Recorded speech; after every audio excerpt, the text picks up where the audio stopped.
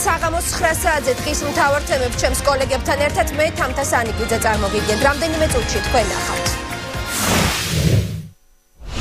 პირველი იანვრიდან დენის ტარიფი დაიწევს. რამდენი თეთრით და რა ვადით მცირდება ელექტროენერგიის გადასახადი. 100 და 300 კილოვატამდე მოახერხეთ შემცირება. ეს 90% მოსახლეობას ეხება დაახლოებით 3.54 მიასედი თეთრით.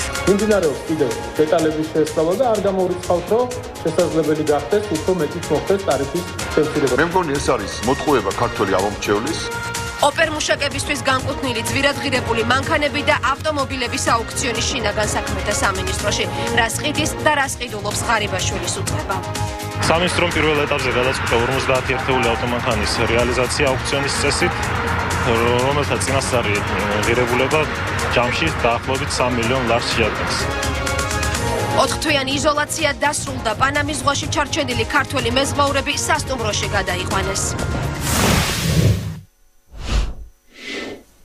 დენის ტარიფი შემცირებულია. 1 იანვრიდან ენერგეტიკის სამინისტროსა და ენერგო კომპანიებს შორის მიღწეული ახალი შეთანხმება ამოქმედება. ის, ვინც 100 კილოვატამდე ელექტროენერგიას მოიხმარს, 27%-ით ნაკლებ გადასახადს გადაიხდის. მომხმარებელთა იმ ნაწილისთვის კი, რომელიც 300 კილოვატამდე დენს ხარჯავს, ტარიფი 21.5%-ით მცირდება. ოფიციალურ ხელშეკრულებაში ჩაიწერა, რომ შემცირებული ციფრები მომდევნო 3 თვის განმავლობაში იმოქმედებს. დღეს გამოცხადებული გადაწყვეტილებით უკმაყოფილოები არიან ნაციონალები. უმცირესობა ხელისუფლებას მოსახლეობის მოტყუებაში ადანაშაულებს. ახალ წელს მოსახლეობა ახალი ტარიფებით შეხვდება. კომპანია თელასა და ენერგოპროსთან გაფორმებული მემორანდუმით 1 იანვრიდან ელექტროენერგიის გადასახადი იმ ადამიანებისთვის შემცირდება, ვინც 300 კილოვატზე ნაკლებს მოიხმარს. ხელისუფლების მტკიცებით ტარიფის 3.5-ით შემცირება მოსახლეობის 90%-ს მოიცავს. ელექტროენერგიას რაც შეეხება პირველ და მეორე ჯგუფის 100 და 300 კილოვატამდე მოახერხეთ შემცირება. ეს 90% მოსახლეობას ეხება დაახლოებით 3.54 მიასედი თეთრით. ტარიფების შემცირების მასშტაბი მიუღებელია ოპოზიციისთვის. ერთიან ნაციონალურ მოძრაობაში მიაჩნიათ, რომ საზოგადოებას მეტის მოლოდინი ჰქონდა, თუმცა თავად რატომ ვერ მოახერხა ყოფილმა ხელისუფლებამ 2006 წლის შემდეგ ელექტროენერგიის ტარიფის შემცირება, ამ საკითხზე პარტიაში არ საუბრობენ. 100,000 ქართველი ოჯახი მიიღებს ეკონომიას თვეში 3 ლარი და 54 თეთრი. მე მგონი ეს არის მოტყუება ქართველი ამომრჩევლის. ქართველ ხალხს მე დარწმუნებული ვარ, არ ქონდა ასეთი მოლოდინი მთავრობის გეგმებთან დაკავშირებით. ენერგეტიკის მინისტრი 3.5-ით შემცირებულ გადასახადს პირველ ეტაპად მიიჩნევს. სამთვიანი მემორანდუმის დასრულების შემდეგ კალაძე ფიქრობს, რომ ტარიფი კვლავ დაიკლებს. იმას, რომ ტარიფების დაწევა უფრო მეტიც შეიძლებოდა, მე მინდა გითხრათ, რომ მემორანდუმი, რომელიც გაფორმებულია, ეს არის 3 თვით, 1 იანვრიდან 31 მარტის ჩათვლით და ამ დროის განმავლობაში მიმდინარეობს კიდევ დეტალების შესწავლა და არ გამოვრიცხავთ, რომ შესაძლებელი გახდეს უფრო მეტით მოხდეს ტარიფის შემცირება. გამანაწილებელი კომპანიების შემოსავლების ხარჯზე შემცირებულ ტარიფს ექსპერტები დროებით მოვლენად მიიჩნევენ. პაატა შეშელიძის აზრით არსებული სისტემის გაუმართავება და მონოპოლიები სახელმწიფოს ფასის წარმოქმნის საშუალებას აძლევს. თბილისში აქვს მონოპოლია ელექტროენერგიის მოწოდებაზე არაო თელას, ხოლო რეგიონებში პრო ჯორჯიას. შესაბამისად, თუ ეს სტრუქტურების შენარჩუნება, ანუ მონოპოლიების შენარჩუნება, ასევე შენარჩუნება სახელმწიფოს მიერ ფასის ამოქმნა, რაც იქნებოდა უკეთესი და შეიძლება ამაზე არის კიდეც უკვე საუბარი, ახლა ჯერ არ ვიცით როგორია პროექტი. ეს არის კონკურენციის დაშვება და ალტერნატივების გამოჩენა ამ ბატონს. ხელისუფლება პირობას დებს, რომ 3 თვის შემდეგ ელექტროენერგიის ტარიფი არ გაიზარდება. ენერგეტიკის სამინისტროში გაზისა და საწვავის ფასების შემცირებასაც განიხილავენ. ელექტროენერგიისგან განსხვავებით უცვლელი რჩება გაზის ტარიფი. არ არის გამორიცხული, რომ აზერბაიჯანში პრემიერ-მინისტრის ვიზიტის შემდეგ ბუნებრივი აირის გადასახადით შემცირდეს, თუმცა საუბარია თანხის მხოლოდ სიმბოლურ კლებაზე. ტარიფის გარდა ცნობილია კიდევ 2 თემა, რომლებსაც ივანიშვილი ბაქოში ოფიციალურ პირებთან შეხვედრის დროს განიხილავს: დავით გარეჩი და ყარსი ახალქალაქის რკინიგზის თემა. სხვათა შორის, სწორედ რკინიგზის მომავალზე გაკეთებული განცხადების გამო ივანიშვილი აზერბაიჯანში გამგზავრების წინ ოპონენტებმა დღეს კიდევ ერთხელ გააკრიტიკეს. უმცირესობამ პრემიერ-მინისტრს რუსული ინტერესების ლობისტი უწოდა. ბაქოში დაგეგმილ ვიზიტამდე ბიძინა ივანიშვილმა განცხადება იმ თემების შესახებ გააკეთა, რომლებზე საუბარიც აზერბაიჯანის პრეზიდენტ ილჰამ ალიევთან მოუწევს. ახალი რკინიგზის გაშვების შემდგომ, რომელიც არის 180 კილომეტრის, ძალიან ბევრი ტვირთი შეიძლება ჩვენი პორტების გვერდისავლით და ძირითადი რკინიგზის დატვირთვის ხარჯზე გატარდეს. და ეკონომიკურად შეიძლება პირველ ეტაპზე ეს იყოს უარყოფითად მოახდინოს გავლენა საქართველოს ეკონომიკაზე. შემოვლობას არავით არის საფრთხე მოკრება და არავინ არ აპირებს მაგის შეჩერებას პირიქით. განსახილველ საკითხებს შორისაა ასევე ბუნებრივი აირის ტარიფი და სახელმწიფო საზღვრის დელიმიტაცია დემარკაციის თემა. გავარკვევთ ურთიერთობებს წითელ ხიდთან დაკავშირებით, საგარეჯოს დავითგარიშთან დაკავშირებით პრობლემები უნდა დავარეგულიროთ და გავარკვევთ, რომ ეს კითხვები მოხსნათ, რაც არსებობს. აღარ გვაქვს თადარიგი იმისა, რომ ბევრად გაიაფთეს გაზი, თუ საერთოდ მოახერხეთ სიმბოლურად შეიძლება გაიაფთეს და ეს დაკავშირებული იყოს ვიზიტთან. ყარსი ახალქალაქის სარკინიგზო მაგისტრალის გადახედვასთან დაკავშირებით პრემიერის პირველ განცხადებას პრეზიდენტი სააკაშვილი გუშინ გამოეხმაურა. მე ძალიან შემაშფოთა ამ განცხადებამ ყარსი ახალქალაქის რკინიგზის თემის გადახედვის თაობაზე და იმაზე, რომ შესაძლოა შეჩერდეს ეს მშენებლობა, იმიტომ რომ ეს არის ერთ-ერთი ყველაზე მთავარი პროექტი საქართველოს დამოუკიდებლობის მოპოვების. იმიტომ რომ ეს არის რკინიგზა, რომელიც საშუალებას გვაძლევს, რომ რუსეთის გვერდზე ავლით და უკავშირდეთ ევროპას. განცხადებები ამ თემაზე ბაქოშიც გაკეთდა. ურთიერთობა სტრატეგიულ საკითხებში საქართველოსა და აზერბაიჯანს შორის უპირველესად ქართველი ხალხისთვის არის მომგებიანი. ვიმედობთ, რომ ის ცვლილებას არ განიცდის. პრემიერ-მინისტრის მიერ ბაქოში განსახილველ თემებს დღეს როგორც მთავრობის წევრები, ასევე ოპოზიციის წარმომადგენლებიც გამოეხმაურნენ. ყველაზე სწორი იქნება თუ საზოგადოება შეაფასებს, რას ნიშნავს რუსეთის სარკინიგზო ხაზის ალტერნატიულ სარკინიგზო ხაზზე თქმა, უარის თქმა, რომელიც აკავშირებს ევროპას აზიასთან. აი ეს არის რეალურად თუ ჩვენ უარს ვიტყვით ყარსი ახალქალაქის რკინიგზაზე. ეკონომიკური ხასიათის საკითხებზე იქნება საუბარი, მათ შორის იმაზე თუ როგორი იქნება ტვირთბრუნვა ამ რკინიგზაზე, რა კატეგორიის ტვირთება უნდა იმოძრავოს, როგორი იქნება სატარიფო პოლიტიკა. პოლიტოლოგ შოსო ცისკარიშვილის განცხადებით, აზერბაიჯანული მხარე ყარსი ახალქალაქის სარკინიგზო საკითხის განხილვის სანაცვლოდ ბუნებრივ აირზე საფასურს ვაჭრობის საგნად არ აქცევს. არ ამგონია მას რაიმე ტიპის პირდაპირი კავშირი კონდეს გაზის ტარიფთან, რომელიც არ უნდა იყოს პოლიტიკური ვაჭრობის საგანი აზერბაიჯანის მხრიდან, რადგან არავინ ფიქრობს ყარსი ახალქალაქის რკინიგზისთვის რაიმე შეფერხების შექმნას. ყარსი ახალქალაქის სარკინიგზო პროექტის დასრულება, რომელსაც მხოლოდ აზერბაიჯანი და თურქეთი აფინანსებს, 2014 წელს არის დაგეგმილი. როდემდე იქნება მიხეილ სააკაშვილი პრეზიდენტი. პრემიერ-მინისტრი იმპიჩმენტის იდეას არ ემხრობა და ამ შემთხვევაში ქვეყნის საერთაშორისო იმიჯზე საუბრობს. თუმცა ივანიშვილისთვის გაუგებარია, რატომ უნდა იყოს 2008 წლის იანვარში 5 წლის ვადით არჩეული ლიდერი იანვრის შემდეგაც ქვეყნის სათავეში. ამიტომ არ არის გამორიცხული, რომ მალე პრეზიდენტს უფლებამოსილება შეუმცირდეს. საუბარია იმ საკონსტიტუციო ნორმების ნაადრევად ამოქმედებაზე, რომლებიც მომავალი წლის ბოლოს, ანუ საპრეზიდენტო არჩევნების შემდეგ უნდა შესულიყო ძალაში. კონსტიტუციონალისტი დემეტრაშვილი იდეას დასაშვებად მიიჩნევს. ნაციონალები კი საკუთარი ლიდერის უფლებამოსილების შესაძლო შემცირებას უზურპაციის მცდელობად აფასებენ. პრემიერ-მინისტრის პოლიტიკური გუნდი საქართველოს პრეზიდენტს იმპიჩმენტს არ მოუწყობს. ბიზინა ივანიშვილის განცხადებით საპრეზიდენტო ვადის ამ გზით შემცირება ქვეყნის საერთაშორისო იმიჯზე უარყოფითად დაისახება. ამის მიუხედავად პრემიერი არ გამორიცხავს, რომ ახალი საკონსტიტუციო ნორმები დადგენილ ვადაზე ადრე ამოქმედდეს და პრეზიდენტი ამ ნორმებს დაექვემდებაროს. მე პირადად პოლიტიკური ნიშნით ამას აღარ ვითხოვ და ჩემს გუნდსაც იგივე ურჩია და გადავწყვიტეთ და თქვენც მინდა რომ ამას გაგივით მოეკიდოთ, რომ ქვეყანას იმიჯი შემონარჩუნოთ. ძალიან გაგვიჭირდება ეს რომ აუხსნათ საერთაშორისო თანამეგობრობას. არ განვიხილავთ ჩვენ პოლიტიკურად ეს იმპიჩმენტით უნდა მოხდეს ამ ვადის გადმოწევა, მაგრამ არ გამოვრიცხავთ განვიხილოთ ის რომ ვადა არ შევცვალოთ, მაგრამ შევცვალოთ ახალი კონსტიტუციას მოერგოს პრეზიდენტი. პრემიერის განცხადება უზურპაციის მცდელობად შეაფასეს ნაციონალურ მოძრაობაში.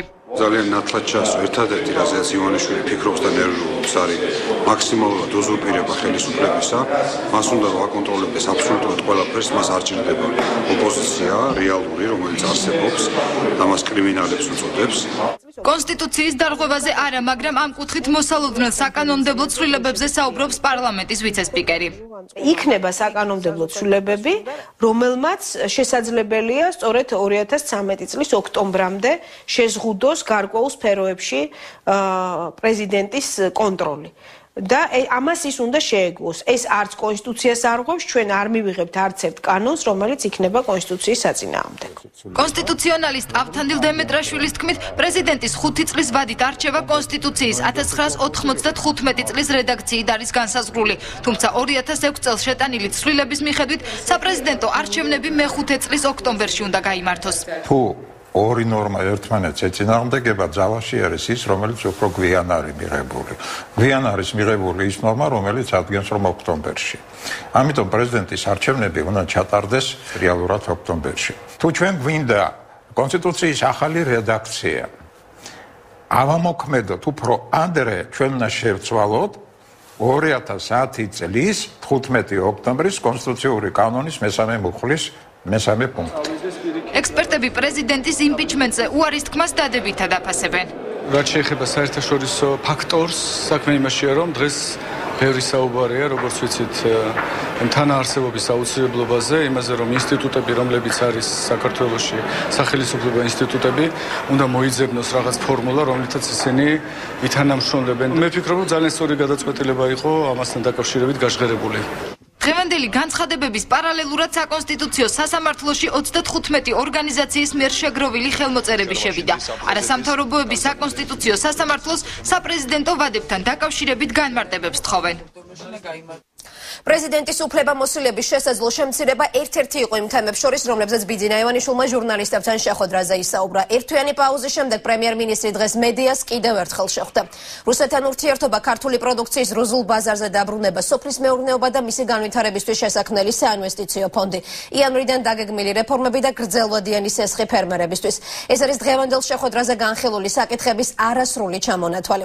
პრემიერმა ისაუბრა მე-9 არხის მომავალზეც. არხი არ დაიხურება, თუმცა პრემიერის ოჯახისგან ტელევიზიის გამიჯვნის ფორმებზე მუშაობა ისევ გრძელდება. ნოდარ ჩაჩუა იყო ერთ-ერთი 150 ჟურნალისტ შორის, რომლებიც დღეს პრესკონფერენციას ესწრებოდნენ. ის ახლა პირდაპირ ეთერში შემოგვიერთდება. ნოდარ, პირველ რიგში კითხავ, რა ინიციატივები მოისმინეთ დღევანდელ შეხვედრაზე პრემიერ-მინისტრისგან? თამთა პრემიერ-მინისტრმა დღევანდელი პრესკონფერენცია სწორედ ინიციატივებით გახსნა, რომლის განხორციელებასაც საქართველოს ხელისუფლება, ახალი ხელისუფლება გეგმავს ახალი წლიდან. კერძოდ საუბარია სოფლის მეურნეობისთვის მილიარდიანი ინვესტიციის განხორციელებაზე, რომელზეც მუშაობა სოფლის მეურნეობის სამინისტროს უკვე დაწყებული აქვს და უკვე იანვრიდან შეიქმნება ფონდიც. ასევე დღეს ბიძინა ივანიშვილმა ისაუბრა იმასთან დაკავშირებითაც, რომ 1 იანვრიდან ყველა ფერმერი მიიღებს გრძელვადიან და დაბალპროცენტიან სესხს, რომელიც მათ სოფლის მეურნეობის განვითარებაში დაეხმარება. პენსიები იზრდება მნიშვნელოვნად, სოციალური დახმარებები თითქმის ორმაგდება. დევნილებისთვის 50 მილიონზე მეტი თანხები გამოიყოფა მხოლოდ მშენებლობისთვის, 800 მილიონზე მეტია სადაზღვო ჯანდაცვასთან დაკავშირებით გაწეული ხარჯები. დაკრედიტებები მოხდება 0-დან 3%-მდე, როგორც ვამბობდით, საინვესტიციო სოფლის მეურნეობაზე და ეს იქნება თითქმის შეუზღუდავი. თუ იქნება პროექტი შესატყვისი, რა თქმა უნდა, ყველა პროექტი ვერ დაფინანსდება. იქნება ძალიან მკაცრი კომისია, ძალიან რთული ამის შედგენაც, ამაზე ძალიან ბევრს მუშაობთ, რომ არ გადაიყაროს საინტერესო პროექტები და ამავდროულად არ გაგვეპაროს არასაინტერესო. გარდა ასეთი ტიპის საინვესტიციო ტიპის კრედიტებისა, რაც საარჩევნო პროცესში რაზეც საარჩევნო პროცესში არ ვაცხადებდით, ამავდროულად ჩვენ მივცემთ ერთწლიან კრედიტებსაც. სამომხმარებლო თუ რა დავარქვათ ამას, ერთ წლის განმავლობაში სოფლის მეურნეობის მუშაკები, ფერმერები ხშირად სარგებლობდნენ ბანკის სესხებით, ეს იყო ძალიან მაღალ პროცენტიანი. ჩვენ გვექნება 7, მაქსიმუმ 8%. ნოდა, როგორც ცნობილია მედიასთან დღევანდელ შეხვედრაზე პრემიერ-მინისტრმა ასევე ისაუბრა უშიშროების საბჭოსთვის შემცირებულ ბიუჯეტზეც, რასაც რამდენიმე საათში მოჰყვა საპასუხო განცხადება გიგავოკერიას უწყების მხრიდან. უფრო კონკრეტულად რომ გითხრა, რა თქვა ივანიშვილმა უშიშროების საბჭოზე? 2013 წლის ბიუჯეტის განხილვის პროცესში უკვე ბიძინა ივანიშვილი შეეხო ასევე უშიშროების საბჭოს ბიუჯეტსაც, როგორც ბიძინა ივანიშვილმა განაცხადა, გასულ წლებში უშიშროების საბჭოს გიგაბოკერიას უწყების ბიუჯეტი 30 მილიონი იყო, ის იყო დახურული და მის ხარჯვასთან დაკავშირებით დღემდე არ აქვს ფინანსთა სამინისტროს კონკრეტული მონაცემები და კონკრეტული პარამეტრები თუ რაში იხარჯებოდა 30 მილიონი, როგორც ბიძინა ივანიშვილი ვარაუდობს, ეს თანხები გამოყენებული იყო სწორედ უცხოური ლობისტებისთვის, რომელიც ნაციონალურ მოძრაობას ლობირებდნენ უკვე საერთაშორისო ორგანიზაციებში და ასევე საზღვარგარეთ სხვადასხვა მთავრობებში. ბიძინა ივანიშვილმა განაცხადა, რომ 30 მილიონიანი დაფინანსება 1,700,000-ზე დაიყვანეს და სწორედ ეს იყო და სწორედ ამან გამოიწვია ის განცხადება, რომელიც შენ უკვე აღნიშნე.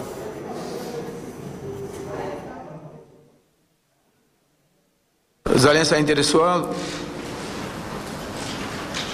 აი ბოკერიას სამსახურის ხარჯები, რომელიც 30 მილიონს ითხოვდა ბიუჯეტიდან თვითონაც 2013 წლისთვის და მშვენივრად დაჯერდა 1.8 მილიონი და სხვა სამტკიცი ვერ მოიტანა, რა სჭირდებოდა ეს ხარჯები.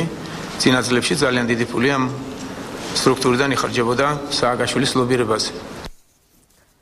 და კიდევ ერთი თემა ნოდარ ეს იყო ასევე რუსეთთან ურთიერთობაც. რა თქვა დღეს პრემიერმა ქართულ-რუსულ ურთიერთობებზე? მით უმეტეს რომ წინა კვირას გავიხსენებ მეცხრე არხის ჟურნალისტის შეკითხვაზე პუტინმა ივანიშვილთან შეხვედრა არ გამორიცხა.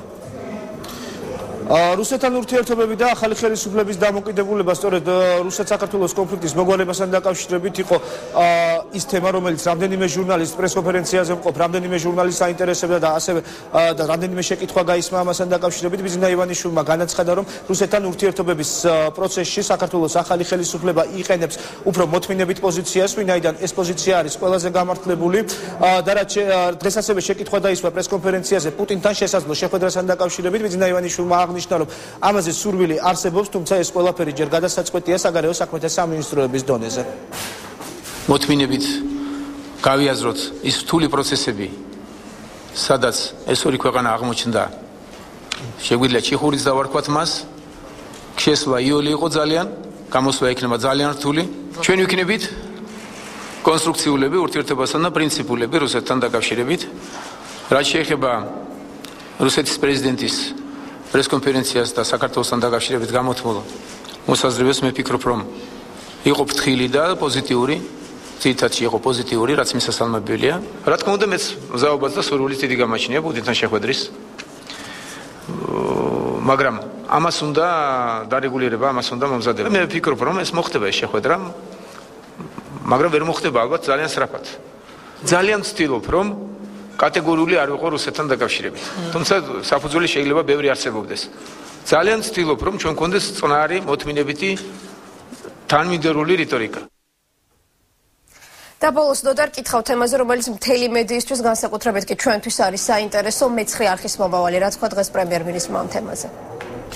დამდა ეს იყო უკვე ბიძინა ივანიშვილის პრემიერის რანგში მეორე შეხვედრაზე ერთ-ერთ სწორედ იგივე მედია საშუალებამ, რომელმაც პირველ შეხვედრაზე დღესაც დასვა შეკითხვა მეცხრე არხთან დაკავშირებით და ეს შეკითხვა ეხებოდა მეცხრე არხის გაყიდვას და მეცხრე არხის გასხვისების საკითხს. ბიძინა ივანიშვილმა დღეს ჟურნალისტს უპასუხა, რომ რაც შეეხება საზოგადოებას თავად მეცხრე არხთან დაკავშირებით და მის მფლობელობასთან დაკავშირებით რაიმე სახის კითხვები არ უნდა კონდეს, ვინაიდან სამართლებრივი თვალსაზრისით, როგორც ბიძინა ივანიშვილი, ასევე მეცხრე არხის მფლობელი, მისი ოჯახის წევრი ამ მიმართულებით ყოველგვარი ლაფსუსის გარეშე არის დარჩენილი, ანუ სამართლებრივად აბსოლუტურად გამართლებულია ეს მფლობელობა, ხოლო რაც შეეხება ერთადერთი რაც ბიძინა ივანიშვილს აფიქრებს, როგორც მან აღნიშნა, ეს არის მხოლოდ და მხოლოდ მორალური აქცენტი, რომლის გამოც იგი გეგმავს, რომ მეცხრე არხი გაასკვისოს და ამ თემასთან დაკავშირებით, როგორც მან აღნიშნა, მუშაობა გრძელდება.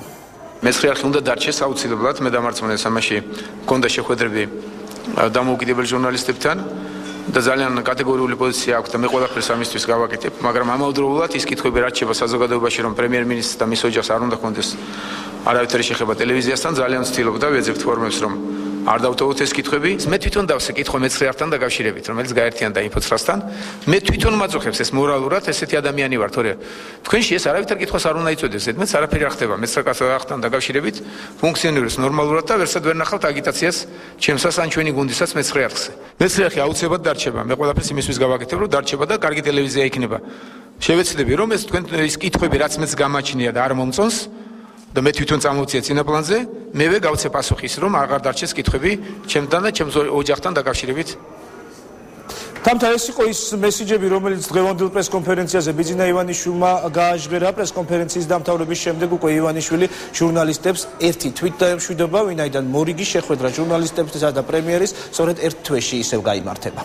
გმადლობთ ნოდარ, პრემიერ-მინისტრის რიგით მეორე შეხვედრა მედიასთან ნოდარ ჩაჩუა საუბრობდა პირდაპირ ეთერში. შინაგან საქმეთა სამინისტრო ძვირად ღირებულ მანქანებს ყიდის. Range Rover, Chrysler, BMW, Audi S8. საუბარია იმ ავტომობილებზე, რომლებიც ღარიბაშვილის დანიშვნამდე იყო შეძენილი. მათი დიდი ნაწილის ფასი $100,000 აჭარბებს, საერთო ჯამში კი 50 მანქანის ღირებულება $3 მილიონს აღემატება. აღმოჩნდა, რომ სამინისტროს ბალანსი აღრის, ხოლო ავტომობილებს მაღალი თანამდებობის პირებთან ერთად ოპერატიული მუშაკებიც მართავდნენ.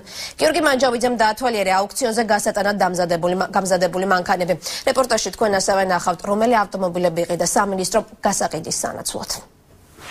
ეს არც რომელიმე ქვეყნის ავტოშოუა და არც ავტომოყვარულთა ტელეგადაცემა.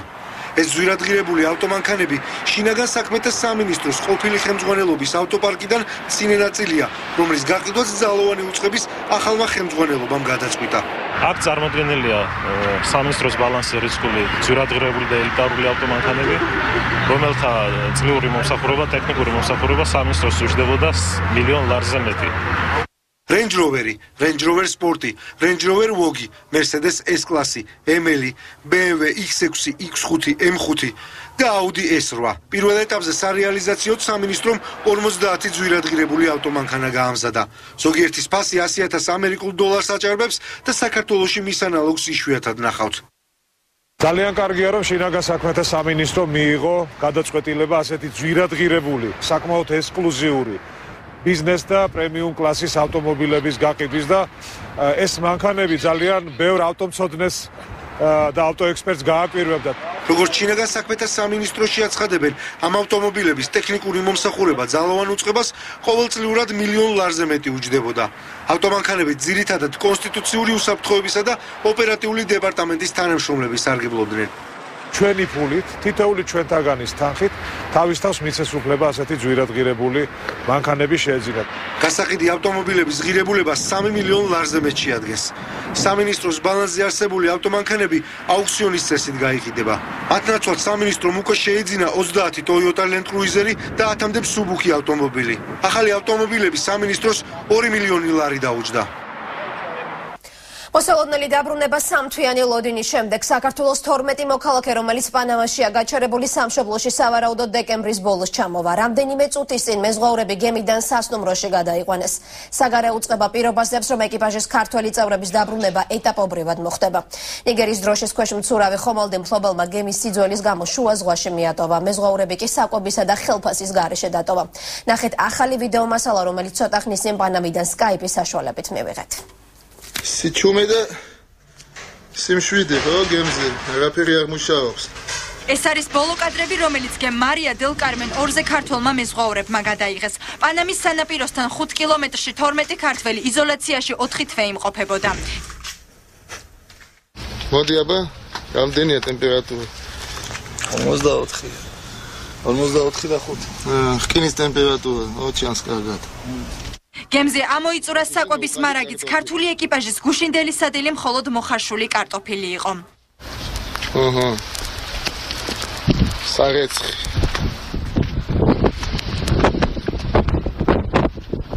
აი, ასე მეცხად სარეცხს. ქართული მეზღვაურების სამშობლოში დაბრუნების საქმეში საქართველოს საგარეო საქმეთა სამინისტრო აქტიურად იყო ჩართული. მაია ფანჯიკიძის ინფორმაციით, ქართულ მეზღვაურებს საქართველოში 25 და 26 დეკემბერს ეტაპობრივად დააბრუნებენ. მათი საკითხი არის მოგვარებული. საგარეო საქმეთა სამინისტრომ გააკეთა ყველაფერი, რაც მას შეეძლო. ჩვენ მოვიპოვეთ დაფინანსება იმისათვის, რომ ეს ხალხი ჩამოსულიყო და ისინი 25-ში და 26-ში სტამბულის რეისებით დაბრუნდებიან. მეზღვაურებს ოჯახში უკვე ცნობილი ხდება, რომ მათ 2 თვის ანაზღაურებაც გადაუხადეს. 26-ში ზუსტად მაგენი 5 საათზე ჩამოდიან სტამბულიდან. მე მიხარია, რომ ესე იგი სახაზად მაინც აქ იქნებიან მაგენი უკვე. ნიგერიის დროშის ქვეშ მცურავ გემზე ქართველი მეზღვაურები მძიმე ვითარებაში მას შემდეგ აღმოჩნდნენ, რაც მექსიკელმა მეპატრონემ ეკიპაჟთან კონტრაქტი გაწყვიტა და გემის გარემონტებაზე უარი თქვა. გამოშვებაში ახლა რეკლამის რვა, რამდენიმე წუთში დღის სხვა მთავარი თემები. მე გავათევ კიდევ ახლა, მაგრამ ბავშვს ვერაფრის დიდებით ვერ დავტოვებ ამის აქვს. იქი დაზარალებული აჭარა მიწისძვრის შედეგად 83 ოჯახი უსახლკაროდ დარჩა. წუხანს მე ვარ გარე.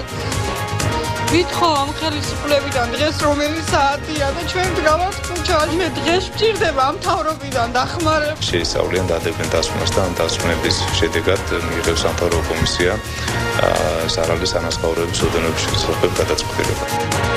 დაბინძურებული ხორცი და საგანგაშო კვლევის შედეგები. 10 საწარმოს პროდუქციიდან 6-ში მომწამლავი ნივთიერებები აღმოჩნდა.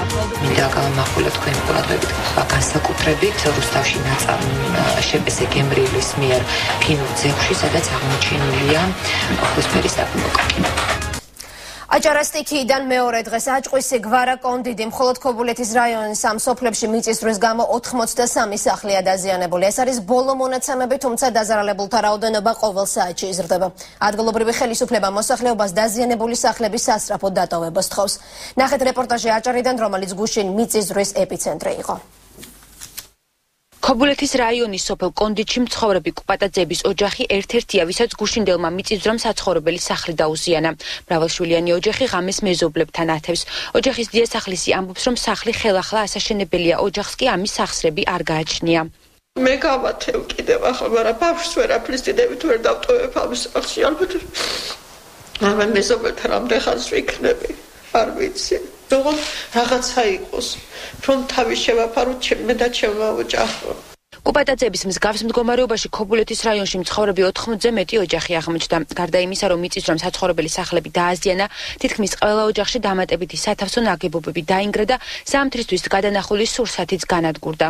დაუძახე შვილებს, გავედით გარეთ, წუხანს მერე ვართ გარეთ. ვითხოვ ამ ხელისუფლებიდან დღეს რომელი საათია და ჩვენ ვდგავართ ქუჩაში, ხო? არ არის საფხული, რა უნდა ვქნათ? ეს ხვალინდეზე და ზეგინდეზე არა, მე დღეს ვჭირდება ამ მთავრობიდან დახმარება. ძალიან მაგარი ხმაური შევომეს ამ დროს და მაგარი ბიძგიც იყო. მე აქეთ რა იყო, მას არ ვიცოდი, მე ვერ ვგზნობდი. ათე მეზობლებმა გამოიქცენ და მიძახდნენ, ნინო, ცოცხალი თუ ხარო.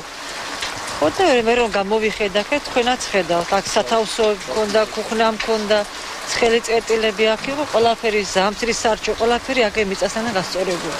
ქობულეთის გამგებლის განცხადებით სტიქიისგან მიყენებული ზარალი ითვლება და მუნიციპალიტეტი ყველა დაზარალებული ოჯახის შესახებ ინფორმაციას აჭარის მთავრობას მიაწვდის. მანამდე კი ადგილობრივი ხელისუფლება დაზარალებულებს დროებით თავშესაფრის მოძებნას ურჩევს.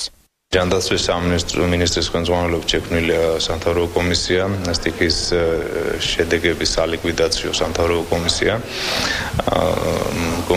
კომისიას სჭირდება გეოლოგიური სამსახურის დასკვნა, ხვალისთვის დაკვირდება ჩამოვა რამდენიმე ჯგუფი გეოლოგებისა, შეისწავლიან დადებენ დასკვნას და ამ დასკვნების შედეგად მიიღებს სამთავრობო კომისია ზარალის ანაზღაურების ოდენობის შესახებ გადაწყვეტილებას. საქართველოში მიწისძვრა გუშინ მოხდა. გუშინვე პირველი ძლიერი ბიძგის შემდეგ 3 განმეორებითი მიწისძვრა დაფიქსირდა. სეისმური მონიტორინგის ცენტრის ინფორმაციით, ეპიცენტრი შავ ზღვაში საქართველოს სანაპირო ზოლიდან 30-34 კილომეტრში დაფიქსირდა.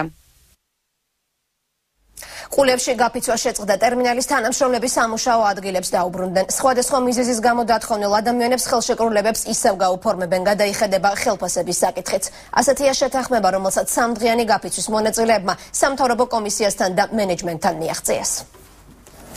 სამდღიანი გაფიცვის შემდეგ ყულების ტერმინალის მუშაობა აღდგენილია, მოთხოვნების ნაწილი დაკმაყოფილებული.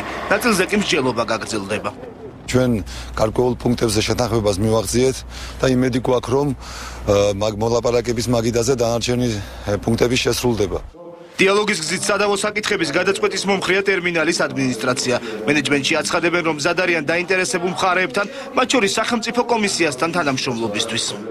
სახელმწიფო კომისიის ძალიან დიდი მნიშვნელოვანი წვლილი არის ამაში, რომ ეტაპობრივად ეს საკითხები, პროფკომიტეტის მიერ წარმოდგენილი საკითხები განხილულ იქნეს ეტაპობრივად გარკვეული პერიოდის განმავლობაში მოქმედი კანონმდებლობის შესაბამისად. გაფიცულებსა და ტერმინალის ადმინისტრაციას შორის შუამავლობა სახელმწიფო კომისიამ და გაერთიანებულმა პროფკავშირებმა იკისრა. მიღწეული შეთანხმებით ორივე მხარე კმაყოფილია. ვფიქრობ, რომ ეს პროცესი კიდევ ერთხელ ვიმეორებს არ იქნება მარტივი, მაგრამ ვფიქრობ, რომ ეს პროცესი ჩვენ მიგვიყვანს იმ ვითარებამდე, როდესაც მართლაც უფრო ჰარმონიული ურთიერთობა დამყარდება დამქირავებელსა და დაქირავებულს შორის, რაც არის აუცილებელი პირობა იმისა, რომ ჩვენ გქონდეს ეფექტური ეკონომიკა. დასაქმებულებსა და დამსაქმებელს შორის კონფლიქტი არის აღმოფხრილი და მოლაპარაკებები დიალოგის მაგიდასთან გაგრძელდება ნორმალურ ვითარებაში. ეს იყო ჩვენი მიზანი და საბოლოო ჯამში ვთვლი, რომ საკმაოდ შედეგიანი იყო, ასე ვთქვათ, დღევანდელი მოლაპარაკებები. სრულად დაკმაყოფილდა გაფიცულების მთავარი მოთხოვნა. ყულების ტერმინალის მოიჯარე კომპანიიდან დათხოვნილი თანამშრომლები სამსახურში დღესვე აღადგინეს. თხოვნა იყო 4 თანამშრომელზე, რომელიც ჩემთან არ იყო არასოდეს ნამუშევარი. აი ის 4 კაცს დავიმატე ჩემთან. დათანხმდნენ ამ პირობებს და შემდეგი მოთხოვნა იყო 3 თვის შემდეგ, რომ არ გამონთავისუფლებთ კონტრაქტის ამოწურვის შემდეგ სამსახურიდან. ვისაც დარღვევა და დანაშაული არ ექნება, ის ხალხი გააგრძელებს სამთვის მერე მუშაობას. ამ დროისთვის ყულების ტერმინალი 100%-იანი დატვირთვით მუშაობს. დაბინძურებული ხორცი მომხმარებელთა ფედერაცია საგანგაშო მონაცემებს აქვეყნებს 10 საწარმოს ხორცს პროდუქტებიდან 6 მომწამლავი ბაქტერიები აღმოაჩინეს, მათ შორის ოქროსფერი სტაფილოკოკი. ჯანმრთელობისთვის საშიში პროდუქცია სავაჭრო ობიექტ ქალაქის გულში იყიდებოდა. ბაზრებში ჩატარებული ბოლო მონიტორინგის შედეგები ნახეთ თათია კობიძის რეპორტაჟში. Სადვი მკითხავ რომელია კარგი და რომელია არ არის კარგი, ამიტომ მარინო ვაიჩევ ცოცხალ ხორცს. ახალი ბალკანი ერთ-ერთია იმ კომპანიებს შორის, რომლის პროდუქციაშიც მომხმარებელთა ფედერაციამ ბაქტერიები აღმოაჩინა. კომპანიის დირექტორი კვლევას ეჭქვეშ აყენებს. ამბობს, რომ ეს ყველაფერი შავი პიარის აგორების მცდელობას გავს. საქმე იმაშია, რომ დაასახელა კუპატი. ხო, ეს განეკუთვნება ისეთ პროდუქციას, რომელსაც არ აქვს არც წარწერაზევიდან რამე ნიშანი არ აქვს სამარკო. ჯერ ერთი, მეორე ეს ნახევარფაბრიკატია. ჩვენ მარტო გვაქვს აქ ჩვენი მაღაზია, გვერდით არის. ხო და იქ იყიდება სხვა სავაჭრო ქსელში, თბილისში. ეს პროდუქტი არ არის. მომხმარებელთა ფედერაციის მიერ გამოქვეყნებული კვლევიდან ირკვევა, რომ შემოწმებული 10-დან 6 საწარმოს პროდუქციაში სხვადასხვა სახის ჯანმრთელობისთვის საშიში ბაქტერიები აღმოჩნდა. ეს არის ახალი ბალკანის კუპატი, სადაც არის აღმოჩენილი კოლიფორმები, ანუ ნაწლავის ჯგუფის ტიპის ბაქტერიები. აქვე მინდა აღვნიშნო ახალი ნობათის მიერ წარმოებული ხალადეცი, სადაც აღმოჩენილია პროტეუსი, ეს არის ლპობის ბაქტერია და მინდა გავამახვილო თქვენი ყურადღებით განსაკუთრებით რუსთავში ნაწარმი შპს გემრიელის მიერ ფინურ ცეხში. არასამთავრობო ორგანიზაციის შედეგებს სურსათის უვნებლობის სააგენტოში კიდევ ერთხელ გადაამოწმებენ, რის შემდეგაც საწარმოების პროდუქციის რეალიზების საკითხი დადგება. შეიძლება საწარმოს ის, რომელიც ასე ვთქვათ, ამზადებს ამ სურსათს, იქ ყველაფერი წესრიგში იყოს, მაგრამ აი სხვა ეტაპზე, მხედველობაში მაგ დისტრიბუციის ეტაპზე, ან თვითონ უკვე საცალო ვაჭრობაში იყოს დარღვეული, ასე ვთქვათ, მისი ტრანსპორტირების ან შენახვის პირობები. ხორცის რეალიზაციასთან დაკავშირებით პროტესტი დღეს ქუთაისელებმაც გამოხატეს. ისინი საქონლის სასაკლაოზე დაკვლის წინააღმდეგნი არიან. სურსათის ეროვნულ სააგენტოში აცხადებენ, რომ სასაკლაოები მომხმარებელს ჯანსაღი პროდუქციის შეძენის შესაძლებლობას აძლევს. უნდა სასაკლაოს გახსნა, რომელიც არის ნაციონალური მოძრაობის ვიღაც ბობოლას ინტერესში, რამე თუ ეს შაშან უნდა და მათ გარეშე ბიზნესი არ კონტროლდებოდა და უნდა ამ სასაკლაოს გახსნა, სადაც ამ ბიზნესით დაკავებული ადამიანები მიიყვანებენ ცოცხალ საქონელს. რასაკვირველია, მომხრეები ვართ და ეს კანონშიც არის გაწერილი, რომ საქონელი უნდა იყოს დაკლული სასაკლაოზე. სადაც იქნება სახელმწიფო ვეტერინარული ექიმის ზედამხედველობის ქვეშ. ახალი წლის დადგომასთან ერთად ხორცის პროდუქტების მოხმარება მატულობს, თუმცა სოფლის მეურნეობის სამინისტროში ამბობენ, ხორცის ფასსა და ხარისხს ყოველდღიურად აკონტროლებენ და მოსახლეობას საფრთხე არ ემუქრება. სიახლეს სკოლებში პედაგოგებს ხელფასი ეზრდებათ. იანვრიდან ანაზღაურება სავარაუდოდ 60 ლარით მოიმატებს. მასწავლებლების სახელმწიფო ფონდისთვის მომავალი წლის ბიუჯეტში დამატებითი თანხაა გამოყოფილი. თუმცა პედაგოგების ნაწილისთვის დანამატის ოდენობა მაინც არასაკმარისია. მათგან განსხვავებით კმაყოფილები არიან სტუდენტები, რომლებსაც 2013 წლიდან სტიპენდიები გაუორმაგდებათ. 51 სკოლის ისტორიისა და სამოქალაქო განათლების პედაგოგი ანა კუპრავა მომავალი წლიდან გაზრდილ ხელფასს მიიღებს. სკოლის სერტიფიცირება გავლილი დამრიგებლის ხელფასი დღეს 375 ლარია. რა თქმა უნდა, სასიამოვნოა, ყველანაირი სასიკეთო მატება, მაგრამ ვფიქრობთ, რომ მასწავლებლის შრომა იმსახურებს ბევრად მეტ ანაზღაურებას და შეიძლება ეს ვერც განსაზღვრო გარკვეულ თანხებში, მაგრამ სასურველი იქნება, რომ თანდათანობითი მატება მოხდეს. პედაგოგების, სტუდენტებისა და მოსწავლეების პირობების გასაუმჯობესებლად 2013 წლის ბიუჯეტში 670 მილიონი ლარი გამოიყო. 2013 წელს ვიწყებთ გარკვეული დისციპლინების უფასო გიტამ სწავლებას გარკვეულ დისციპლინებზე ეგერთია და ვამატებთ მასწავლებლის ხელფასს. სიახლეებია სტუდენტებისთვისაც გაორმაგდება სტიპენდიები. კახეთში მომხდარი სტიქიის შედეგად დაზარალებული სტუდენტების სწავლის დასაფინანსებლად კი 2,400,000 ლარი გამოიყო. თელავის სახელმწიფო უნივერსიტეტი ელოდება დაფინანსებას, სადაც განსაზღვრულია დაახლოებით აი იმ სტუდენტთა რაოდენობა და რიცხვი შეადგენს ამ დაფინანსების $1,000,000 ლარზე მეტს. სტუდენტმა როცა იცის, რომ თუ ის კარგად ისწავლის, ის ასე ვთქვათ, მიიღებს რაღაც გარკვეულ ჯილდოს, სტიმული ემატება ნამდვილად და მით უმეტეს თუ ეს თანხა გაორმაგდება, გაიზრდება, სტიმული გაიზრდება კიდევაც. ტრანსპორტით იქნება უზრუნველყოფილი 190 საჯარო სკოლის 9,000 მოსწავლე, რომელთაც ფეხით დიდი მანძილის გავლა უხდებათ. მომიწევს საცხოვრებლის შეცვლა და მანძილიც გადით და ამიტომ მიჭირს ცოტა ტრანსპორტის მხრივ სიარული და ძალიან კარგი იქნება თუ დანიშნავენ სპეციალური ტრანსპორტს იმ ბავშვებისთვის, ვინც ცოტა მოშორებით ცხოვრობენ. განათლების ექსპერტი თამარ მოსიაშვილი ცვლილებებს დადებითად აფასებს, თუმცა კონკრეტული რეკომენდაციები მაინც აქვს. საუკეთესო ვარიანტად მიმაჩნია ის, რომ ქვეყანაში გაიზარდოს განათლების სისტემის დაფინანსება, რამაც ავტომატურად უნდა გამოიწვიოს ვაუჩერის დაფინანსების ზრდა, რაც გულისხმობს, რომ თითოეულ მოსწავლეს სკოლაში მიაქვს უფრო მეტი რაოდენობით ლარი, ვიდრე დღეს. ასევე გადაწყვეტილია, რომ ახალი წლისთვის საჯარო სკოლის პედაგოგებსა და ადმინისტრაციულ ტექნიკურ პერსონალს წახალისების სახით 50 ლარი დაურიგდებათ. სიახლეა შეზღუდული შესაძლებლობების მქონე პირებისთვისაც ამ კატეგორიის ადამიანებს მალე პროფესიის ათვისება ჩვეულებრივ პირობებში მოუწევთ. იგულისხმება სწავლების თანაბარი პირობები, რის შესაძლებლობაც მანამდე არ არსებობდა.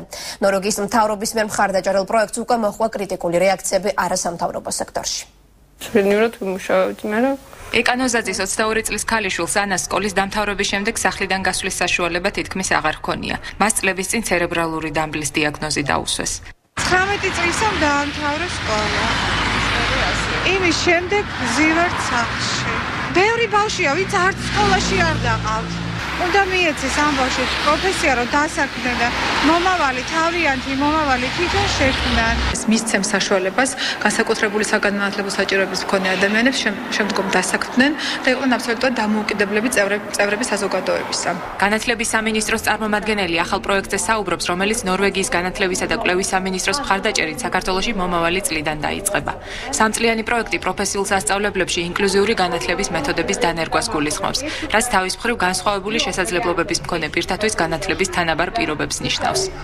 საერთაშორისო გამოცდილება მაჩვენა, რომ სამჯერ უფრო ძვირი ღირს საგანმანათლებლო საჭიროების მქონე ადამიანის დაფინანსება და როცა ვაუჩერზე დანამატიც კი არა გვაქვს ჩვენ, ანუ ჩვეულებრივ ვაუჩერს იღებენ ბავშვები, მაშინ მიხვდებით, რომ ძალიან ძნელია პროცესის ხარისხიანი წარმართვა. რომელიმე 1, 2 ან 3 პროფესიულ სასწავლებელში კი არ ხდება პილოტირება, არამედ სისტემის ცვლილება ხდება. გარემოს პატიმარი აღარ უნდა ვიყოთ ერთხელ და სამუდამოდ. მოძრაობა ხელმისაწვდომი გარემო ყველასთვის ერთ-ერთი ორგანიზაციაა, რომელიც შეზღუდული შესაძლებლობების მქონე პირთა პრობლემატიკაზე მუშაობს. მისი წარმომადგენელი გიორგი ახმეტელი სამინისტროს ინიციატივას იწონებს, თუმცა პრობლემის მოგვარების გზებს განსხვავებულად ხედავს. არც მეტრო, არც ავტობუსი, არც მარშრუტკა არ შეესაბამება იმ სტანდარტს, რომ შეძლოს ეტლის მოსარგებლემ მითის ამ ტრანსპორტით სარგებლობა. შესაბამისად, იმ ბავშვის პრობლემა არ წყდება მარტო პროფესიულ სასწავლებელი იქნება ეს თუ უმაღლესი. ის პრობლემა იწყება სახლიდან და გრძელდება შესაბამისად ქუჩაში ბორდიულთან, მერე ტრანსპორტში და ბოლოს მიდის უკვე ის დანიშნულების ადგილზე. პროექტის დონორმა ნორვეგიის განათლებისა და კვლევის სამინისტრომ პროფესიული სწავლების სფეროში ინკლუზიური განათლების დანერგვის მხარდაჭერისთვის $1,800,000 უკვე გამოყო. შეზღუდული შესაძლებლობების მქონე პირთათვის პროფესიული განათლება სავარაუდოდ მომავალი წლის შემოდგომიდან გახდება შესაძლებელი. ჟურნალისტები ერთმანეთს ნარდის თამაში შეეჯიბრნენ ტურნირი ბაკურიანში გაიმართა. ნაჩვენების შედეგების მიუხედავად მოთამაშეებმა ოლიმპიური დევიზით ხელმძღვანელეს მთავარი მონაწილეობა და არა გამარჯვება. წინასაახალწლო მედია ტურნირს დაბაბაკურიანმა შაბათ-კვირას უმასპინძლა. ტელერადიო და ბეჭდური საშუალებების ჟურნალისტები სასტუმრო ევრიკასა და კომპანია კახური ტრადიციული ღვინის მიერ ორგანიზებულ ნარდის ჩემპიონატში ჩაებნენ. მოხარული ვართ კიდევ ერთხელ უმასპინძლოთ მედია წარმოადგენლებს ამჯერად ნარდის ტურნირზე. მომავალში აუცილებლად ჩავატარებთ გას ტურნირებს, ვუსურვებთ ყველას წარმატებას და ასევე საზეიმონო საღამოს. შეჯიბრების დაწყებას მასმედიის წარმომადგენლები სრულ მზადყოფნაში შეხვდნენ. მothelviti ვარჯიშები მათ სრულიად განსხვავებულ ადგილებში და ვითარებაში გაიარეს. ტაქტიკა, სტრატეგია დახვეწეს და პირველი რაუნდის შეხვედრებისთვის წილისყრის პროცედურას დაესწრნენ, რომელმაც მათი მეტოქეები გამოავლინა. დალი ხოჯავა რადიო ფორტუნა. ძველი მეგობრები ვნახულობთ ერთმანეთს რაღაცა და მოეფერებით თვითოჭიკას დავლებთ აღუნიშნავ და გაიმარჯვოს უძლიერესობა. აზარტი, ჟენი და საერთო ხალისიანი განწყობა. ეს ის კომპონენტები იყო, რომელიც მთელს ტურნირის მიმდინარეობისას გასდევდა. მეცხრე არხის წარმომადგენლებს ფატალურად არ გაგვიმართლა, თუმცა კი გამართლა ძველი სანარდო ფრაზა. ძველი ქართული გამონათქვამია. რა ქნას კარგმა მონარდებმა თუ დუშაში არ გაგორდა. ნახოთ რა გამოვა. არ გაგორდა. ავაგე შესაბამისად. რამდენიმე რაუნდიანი და უშეღავათო პაექროვების შემდეგ, რომელიც ოლიმპიური პრინციპებით მიმდინარეობდა, მოთამაშეთაგან უფრო მეტად იღბლიანებს და დაკვირვებულებს გადამწყვეტ შეხვედრაში თამაშის უფლება მოუტანა. პრიზებისთვის ბრძოლამ კულმინაციას მიაღწია.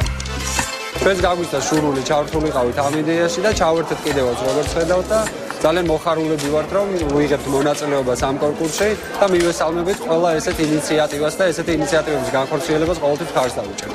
ფინალურ პარტიაში საზოგადოებრივი მაუწყებლის გუნდის წევრი ყველაზე წარმატებული გამოდგა და მთავარი პრიზის დამსახურებულად მიიღო. გამარჯვებულს სამახსოვრო და ახალი წლისთვის შესაფერისი ჯილდოები გადაეცა. იმდენად გამიჭირდა რომ დაჟე ანკალები კიდე სიმდელდი მივედი. მაგრამ ალბათ გამიმართლა ბედმა დღეს ჩემი ბედი ყოფილა და დიდი მადლობა. მედია ტურნირის შეჯიბრების ორგანიზატორების მიერ მოწყობილი და ტრადიციული მესამე ტაიმით დასრულდა. გამშვების ბოლოს ქველმოქმედება ერთლარად ან საერთოდ უფასოდ მახათას მთაზე მდებარე ევერის ღვთისმშობლის ტაძრის მშენებლობისთვის საქველმოქმედო აქცია გრძელდება.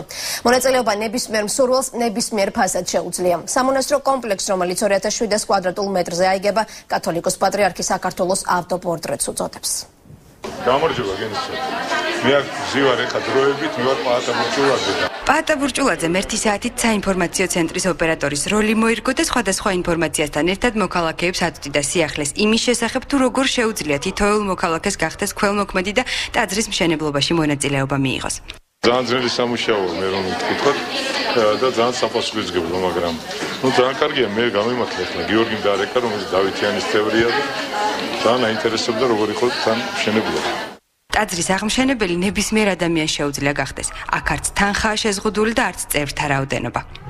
მთელი იდეა არის ის, რომ დედა რომ შეიყვას თავის შვილს ამ ტაძარში უყეშენებულში უნდა თქვას, რომ მე ეს ტაძარი ავაშენებ მთელ საქართველოსთან ერთად და ეს მართლაც ასე იქნება. რამდენიმე წელიწადში აქ იდგება საქართველოში ერთ-ერთი ყველაზე დიდი ტაძარი, რომელსაც მთელი ერი ერთად აშენებს. ამ დროისთვის საძირკველის მშენებლობა უკვე დასრულებულია. სამონასტრო კომპლექსთან ერთად მახათას მთაზე განთავსდება სასწავლო ცენტრი, ხოლო აქეთ იქნება თავშესაფარი ობოლი და მზრუნველობა მოკლებული ბავშვებისთვის. ივერიის ღვთისმშობლის სახელობის ტაძრის მშენებლობა 2012 წლის 17 აპრილს დაიწყო. ამ სახალხო აქციაში უკვე 204 ადამიანზე მეტია გაწევრიანებული. ივერიის ღვთისმშობლის ხატის ჩამობრძანებაზეა მთელი საუბარი და ეს ტაძარი შენდება ზუსტად იმიტომ, რომ საქართველოს ხალხი როგორ დახვდება იმ ხატს, რომელიც სასწავლებრივად როგორც მივიდა ივერონში, ისე სასწავლებრივად უნდა ჩამოვიდეს საქართველოში. ტაძრის მშენებლობა ფონდ ივერიისას ორგანიზებით მიმდინარეობს. პროექტის ავტორი ომარ ნაფეტვარიძე გახლავთ. ყველა დეტალი სპეციალურად შეკრებილ კომისიასთან თანხმდება. აქტიურადაა ჩართული 12 გამოჩენილი ხელოვანისგან შემდგარი ქტიტორთა საბჭო. ლაშა თაბუკაშვილი ერთ-ერთია, ვისაც ეს პასუხისმგებლობა დაეკისრა. ესენი არიან ადამიანები, ვინც დაუმტკიცა ის სამონასტრო კომპლექსის მშენებლობა, ის არის აბსოლუტურად თანასწორუფლებიანი ღვთის წინაშე. ასეთი კურთხევა არის. სახალხო აქციაში, რომელიც ხელს შეუწყობს მთელი საქართველოს გაერთიანებას, მალე სამინისტროებიც ჩაერთვებიან. პირველი, ვინც ამ ჰუმანურ ნებაყოფლობით აქციაში შეუერთდა, თავდაცვის სამინისტრო გახლდათ. თვის ბოლოს თეატ ლუკიანის უწყებას გაწევრიანდება, შემდეგ კი ფონდი აჭარაში გეკმავს ჩასვლას. და გამშვების დასრულებისთანავე თქვენ ეკაბერიძის მთავარი კითხვა გელით, ვინ იქნებიან გადაცემის სტუმრები, ამას ეკა თავად გვეტყვის, ეკა საღამომშვიდობისა. საღამომშვიდობისა თამთა მივესალმები მეცხრე არხის მაყურებელს, რის ხარჯზე მცირდება ტარიფი და რას ნიშნავს ინტერაოესის განცხადება, რომლის თანახმადაც არსებულ პირობებში საგადასახადო საკითხების დარეგულირება ტარიფების გადახედვის აუცილებელი პირობაა. მთავარ კითხვას კახი კალაძე უპასუხებს. ვინ გაუწევს ოპონირებას ახალ ხელისუფლებას? ირაკლი ბათიაშვილი იქნება ჩვენი სტუმარი. მადლობა ეკა კაბერიძემ გაგვაცნო მთავარი კითხვის ანონსი. ასეთი იყო დღის მთავარი თემები საღამოს 9 საათისთვის. მე ხვალამდე გემშვიდობებით.